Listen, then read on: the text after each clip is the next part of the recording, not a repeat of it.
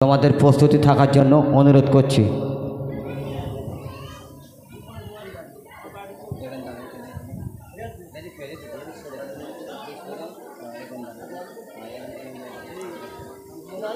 আসসালামু আলাইকুম।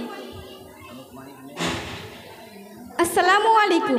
আজ বিশ্ব নবী দিবস উদযাপন উপলক্ষে আমরা দুই বান্ধবী একটি মোকালেমা পেশ করছি। মোকালেমার মূল বিষয় হলো হিজাবের গুরুত্ব। আরে সুরাইয়া, কেমন আছো? আলহামদুলিল্লাহ, খুব ভালো আছি তোমাদের দোয়ায়।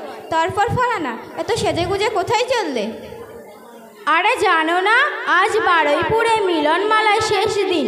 সেখানে কত টিভি সিরিয়ালের হাইফাই নায়ক নায়িকা আসবে, আর তুমি আমাকে জিজ্ঞাসা করছো কোথায় চললে? যাবে তো চলো। আস্তাগফিরুল্লাহ, আস্তাগফিরুল্লাহ। তুমি একজন মুসলমান ঘরের মেয়ে হয়ে বলছো কি না মিলন মেলায় যাবে তো চলো?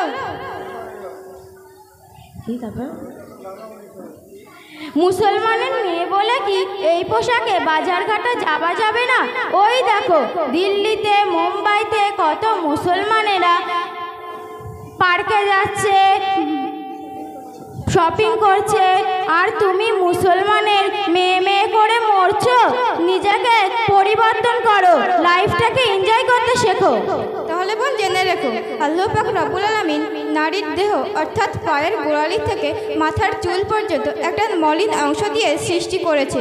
আর এই মলিন অংশ যদি কোনো পরপুরুষের কুনজর বা শয়তানি নজর পড়ে, তাহলে বোন জেনে রেখো আল্লাহ পাক কিয়ামতের দিন ওই শরীর ওই দেহকে জাহান্নামের আগুনে পোড়াবে এবং অনন্তকাল কোনো নসিব রাখবেন না।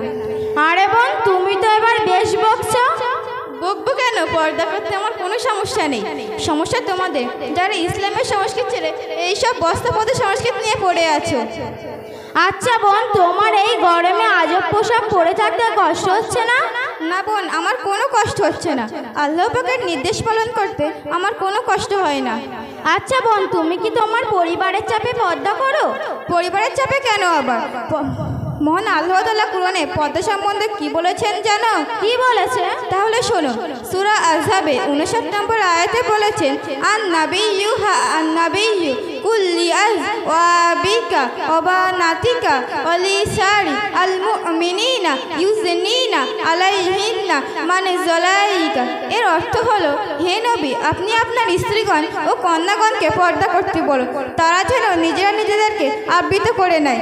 এর ফলে হাসরের মাঠে তাদের চেনা যাবে এবং উত্তপ্ত করা হবে না। ও মাই গড, কি দিলে গো সুইটি?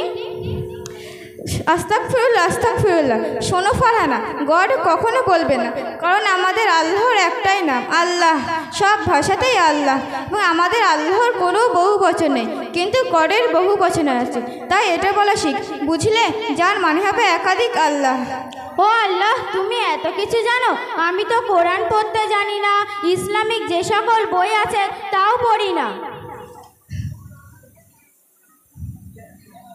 তাহলে বোন জেনে রেখো, যে নারী পর্দা করে তাকে কখনো অপমান করো না, কারণ যুদ্ধক্ষেত্রে তলোয়ারের আঘাত থেকে বাঁচার জন্য ঢাল ব্যবহার করায়, তেমনি মেয়েদের ঢাল হলো পর্দা, বুঝলে?